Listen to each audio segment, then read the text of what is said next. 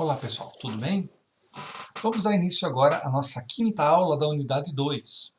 Hoje vamos falar sobre o mercado monetário e o equilíbrio nesse mercado.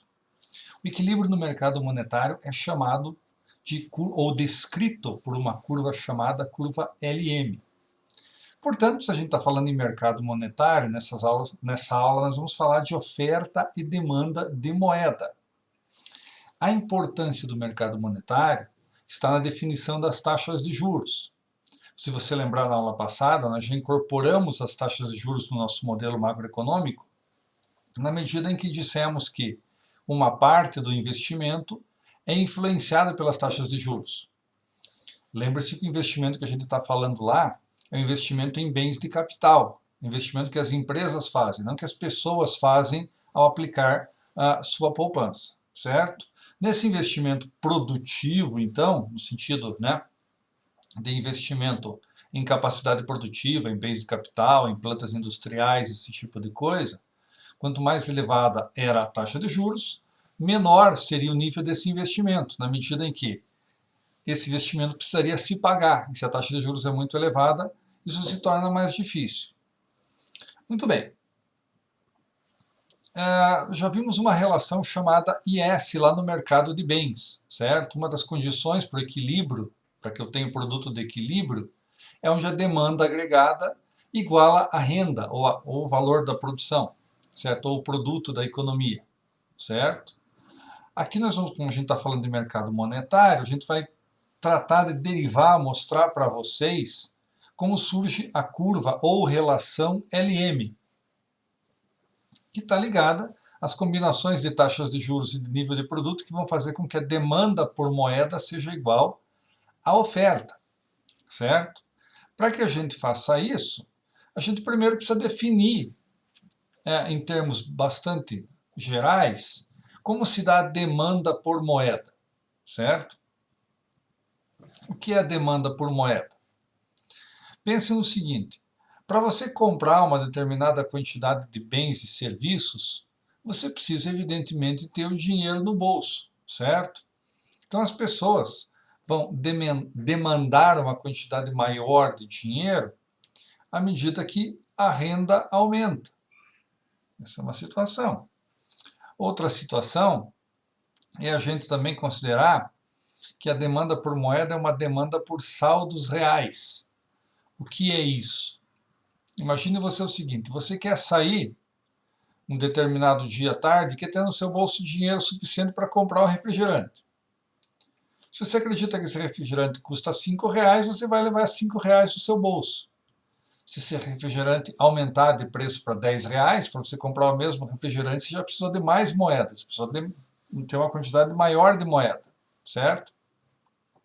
Então você vai precisar ter mais moeda, dinheiro no seu bolso, né? Moeda, evidentemente, você sabe que eu estou falando de moedas e cédulas também, né? De dinheiro, dinheiro vivo, certo?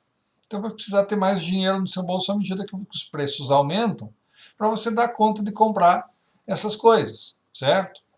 Nessa altura do campeonato você pode me perguntar: tudo bem, professor, mas se os preços aumentarem, por mais que eu queira ter esse dinheiro, eu não vou ter, porque o meu salário não aumentou, por exemplo, na mesma proporção.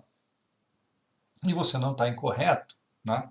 Nós vamos considerar as questões de salário, etc., um pouquinho mais à frente, certo? Como eu já tenho falado para vocês, nós estamos construindo um modelo de análise e vamos introduzindo algumas coisas aos pouquinhos e vamos deixando outras para depois, certo? Lembre-se que até pouco tempo atrás o investimento simplesmente era dado, não dependia de nada. Agora ele passou a depender de uma taxa de juros no ano passado, tá? Agora a gente vai trabalhar o outro lado desta taxa de juros, certo? Então, voltando lá. Então, a demanda que os agentes econômicos têm por dinheiro é uma demanda por saldos reais, ou seja, uma demanda que está ligada ao nível de preços. Quanto maior for o nível de preços para comprar as mesmas coisas, aumentará a demanda por moeda. À medida que aumenta a renda da economia, também aumenta, tá? a demanda por moeda, certo? É evidentemente que ao reter moeda comigo, existe um custo de oportunidade, certo? Lembra-se desse termo? Custo de oportunidade, aquilo que eu tenho que deixar de alguma coisa para ganhar da outra, certo? Então, custo de oportunidade é bastante importante aqui. Imagine o seguinte, uma empresa, tá? Ou uma família, poderia imaginar, bom, tudo bem, então por uma questão de conveniência, eu vou pegar uma quantidade grande de dinheiro e vou deixar no meu bolso para poder comprar bens e serviços quando bem quiser, certo? Se esse agente econômico faz isso, evidentemente ele está deixando de ganhar juros desse dinheiro que ele poderia estar aplicado, certo? Porque dinheiro do nosso bolso não rende juros. Onde ele rende juros, né? É numa aplicação financeira, certo? Então, quanto maior for a taxa de juros, e aí sim, para a família, né? Para um investimento financeiro, menor vai ser o incentivo para que essa família retenha a moeda. Então a ideia qual é? É deixar o máximo possível do dinheiro aplicado rendendo juros e trabalhar com o mínimo possível de dinheiro para comprar bens e serviços, certo? Você vai ver aqui no texto, tá? Que quanto maior for a taxa de juros, tá? Maior o incentivo das pessoas a investirem em títulos. Títulos é um nome genérico para aplicações financeiras, certo? Então, quando falar em investimento em títulos, imagine que é investimento numa aplicação financeira qualquer, que vai ser incentivada na medida que eu tenho uma taxa de juros nessa aplicação mais elevada, certo? Então, por conta de tudo isso que eu acabei de falar para vocês, a gente vai definir assim, ó, L, que é a demanda por moeda, está positivamente relacionado ao nível do produto, porque esse sinal aqui é positivo, tá? E está negativamente relacionado à taxa de juros, certo? Quanto maior for o nível de renda de produto de uma economia, maior vai ser a demanda por moeda, para dar conta de transacionar os bens e serviços dessa economia com um produto maior. Quanto maior for a taxa de juros, menor vai ser a demanda por moeda, porque as pessoas querem ficar com dinheiro, né? Não querem demandar a moeda, querem que o dinheiro fique, ainda que seja o dinheiro delas, evidente, tá? Não querem ter o dinheiro consigo, mas querem ter o dinheiro no banco para ganhar uma taxa de juros. Então, isso é produto e a taxa de juros. Você está vendo que existe um parâmetro K, que multiplica o nível de produto, que vai me dizer da sensibilidade da demanda por moeda a variações no nível de produto. Quanto mais elevado for esse valor de K, maior vai ser a resposta da demanda por moeda a variações no produto. E quanto mais elevado for o valor de H, maior vai ser a resposta da demanda por moeda a variações na taxa de juros, certo? Então, eu posso relacionar também, né, a demanda por moeda e especificamente a taxa de juros em um gráfico, como esse aqui, ó. Então aqui eu tenho a demanda por moeda e aqui eu tenho a taxa de juros. Então, como a gente viu, a demanda por moeda vai ser, a taxa de juros está baixando, a demanda por moeda aumenta. Ou ao contrário, né? Se a taxa de juros aumenta, a demanda por moeda cai, certo? Como eu já sei, a demanda por moeda é influenciada por taxa de juros e nível de produto. Mas eu só tenho dois eixos aqui, um para demanda por moeda e outro para taxa de juros. Como é que eu represento as variações no produto que impactam a demanda? Por deslocamentos da curva, certo? Então, aqui, por exemplo, poderia imaginar que o produto da economia aumentou. Portanto, quando há um aumento no nível de produto da economia, a demanda por moeda se desloca para fora neste gráfico aqui, certo? À direita. Qual é o montante desse deslocamento? O valor de K vezes a variação do produto, porque afinal de contas, como eu acabei de falar para vocês, K é uma medida da sensibilidade da demanda por moeda em relação ao aumento do produto, certo? Bom, esse é o lado da demanda do nosso modelinho. E o lado da oferta? Tá? Se eu estou falando em mercado monetário, como é o título dessa aula, o mercado pressupõe o quê? Uma demanda por alguma coisa, uma oferta dessa mesma coisa, a interação de demanda e oferta estabelecerá um preço para este alguma coisa. No nosso caso, tá, eu tenho demanda por moeda, que eu acabei de definir aqui, vou passar a definir a oferta de moeda, tá? E a interação de demanda e oferta vão me dar um preço para o dinheiro, que nada mais é do que a taxa de juros, certo? Então, a gente já estudou alguma coisa de como se dá a variação da oferta de moeda na economia e como o Banco Central do Brasil trabalha com isso, certo? O Banco Central, primeiro, ele detém um monopólio na emissão de moeda, certo? Você pode fazer pão em casa e comprar o pão na padaria. Você pode, né, costurar uma blusa para você ou comprar uma peça de vestuário pronta, por exemplo. Mas você não pode fazer, evidente, dinheiro em casa, certo? Não é possível fazer isso, a lei não permite, né? Então, quem fabrica dinheiro, quem oferta dinheiro é o Banco Central, tá? Então, basicamente, vamos imaginar o seguinte. Então, o Banco Central é um monopolista na oferta de dinheiro, tá? Ele pode aumentar a oferta de dinheiro simplesmente imprimindo mais dinheiro, indo até o mercado de títulos públicos e comprando alguns títulos dos investidores, ou seja, alguém que tinha um título do governo, se o Banco Central foi lá e comprou, essa pessoa agora tem mais dinheiro, esse dinheiro vai circular na economia. O Banco Central pode alterar a oferta de moeda por outros dois caminhos, como você bem sabe. Alterando a taxa do depósito compulsório, que é aquele percentual dos depósitos à vista que os bancos têm que manter consigo, tá? E ele altera a multiplicação da moeda pelo sistema bancário. Ele pode também alterar as taxas de redesconto, ou seja, pode ser mais rígido para conceder crédito para os bancos se os bancos enfrentarem dificuldades. Isso a gente já conversou, né, quando a gente estudou lá a Introdução à Economia. E é uma boa ideia você dar uma olhadinha nesse assunto, certo? A quantidade nominal de moeda que o Banco Central oferta, nós vamos chamar de M de moeda, tá? E vamos relacionar esta quantidade de moeda M com um determinado nível de preços, P, de maneira que a oferta real de moeda é dada por M sobre P. Veja, os economistas utilizam dois termos que é importante você entender: variáveis nominais e variáveis reais. Para você entender essa ideia, é assim, ó, imagine que o seu salário nominal seja de R$100, certo? E o preço do refrigerante seja R$5.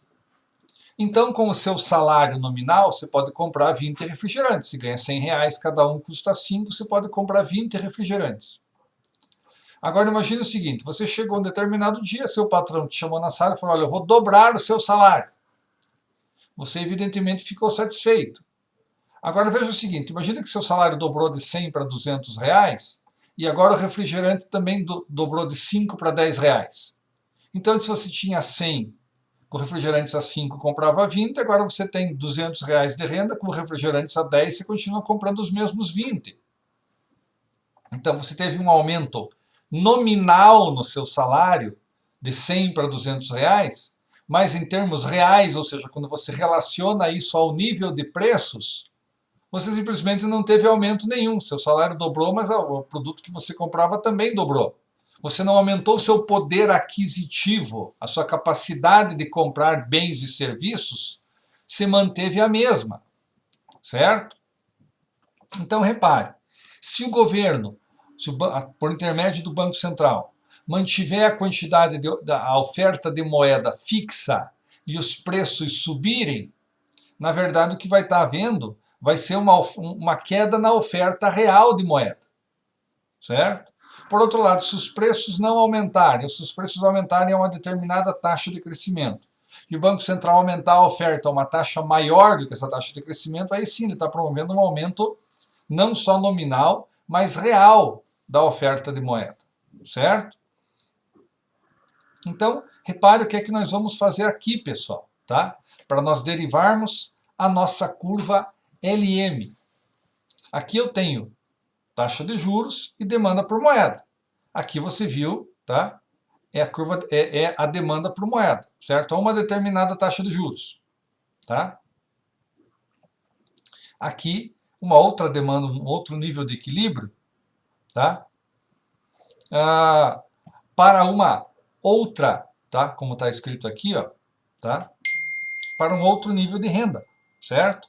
Porque lembrem-se vocês que o que desloca essa curva L é justamente variações no nível de renda, certo? Porque a taxa de juros está medida aqui, certo? Então, olha aqui, ó.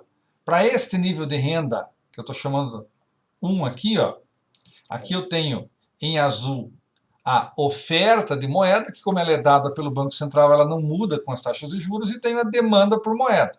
Aí sim, da interação da oferta e da demanda, vai existir uma determinada taxa de juros que vai igualar a oferta de moeda com a demanda por moeda. Certo? Como se dá essa interação? Se houver um desequilíbrio, o que está acontecendo? Pode ser que, por exemplo, a demanda por moeda seja maior que a oferta. Tá? Os preços cresceram, o Banco Central não aumentou a oferta de moeda, as pessoas começam a demandar moeda para comprar bens e serviços. Né? Essa demanda maior por moeda, em relação à oferta, certamente vai provocar uma mudança. Certo? Então, o que acontece? Tá? Para que eu atinja o estado de equilíbrio, tá? Esse ponto aqui, eu estou relacionando, tá? Essa taxa de juros aqui, ó, a esse nível de renda Y1, que está aqui. Tá? Se a renda aumentar e a oferta de moeda não aumentar, vai haver um deslocamento da curva LM, vou ter que trabalhar com uma taxa de juros maior para equilibrar esse mercado. Portanto, uma taxa de juros I2. Tá? Uma taxa de juros I2 maior para esse nível de produto aqui que eu estou chamando de Y2. Certo? Portanto, repare, se eu fosse olhando para cada possível nível de renda nesse gráfico, eu teria várias retas aqui, né? Todas elas assim. Tá? Para cada nível de renda teria seu respectivo nível de equilíbrio. Tá? E à medida que a renda vai aumentando e a oferta de moeda sendo dada, renda maior significa taxa de juros de equilíbrio maior, que é o que está sendo dito aqui, pessoal. Tá? Então aqui eu acabei de derivar para você a chamada curva LM. O que a curva LM faz? E agora que você já entendeu isso, a gente pode voltar lá no começo para a definição. Tá? A curva LM, tá, mostra as combinações de taxas de juros e de níveis de produto de forma que a demanda por moeda seja igual à oferta. Tá? Então, as várias combinações de taxas de juros e nível de produto para que a demanda de moeda seja igual à oferta. Certo? Então, isso é a nossa curva LM, a curva que nos mostra, tá, o equilíbrio no mercado monetário. Olha aqui uma outra definição agora. A curva LM, ou curva de equilíbrio no mercado monetário, mostra todas as combinações de taxas de juros e níveis de renda, de forma que a demanda por saldos reais seja igual à oferta. E ao longo da curva LM, o mercado monetário estará em equilíbrio. Certo? Eu posso, evidente, calcular esse equilíbrio de maneira algébrica. Tá? Então, aqui está a oferta de moeda, M sobre P. Aqui está a nossa equação de demanda por moeda. Tá? Se eu simplesmente isolar a taxa de juros aqui, tá? Eu vou ter esta equaçãozinha que me relaciona taxa de juros com nível de renda, portanto, isso aqui vai ser minha curva LM. Tá? O que determina a posição da curva LM no gráfico? Certo? Olha aqui, ó. Aqui eu tinha uma determinada demanda por moeda e aqui, desculpa, uma determinada oferta por moeda nessa curva vertical e aqui a demanda por moeda, certo? Aqui, portanto, eu tinha o ponto de equilíbrio. Então, desse equilíbrio surgiu uma determinada taxa de juros, pressupondo um determinado nível de renda. Agora, imagine você que o Banco Central aumentou a oferta de moeda. Como é que ele fez isso? Lembra lá na introdução à economia? Comprando mais títulos, baixando a taxa do depósito compulsório ou baixando a taxa das operações de redesconto. A oferta de dinheiro na economia aumentou.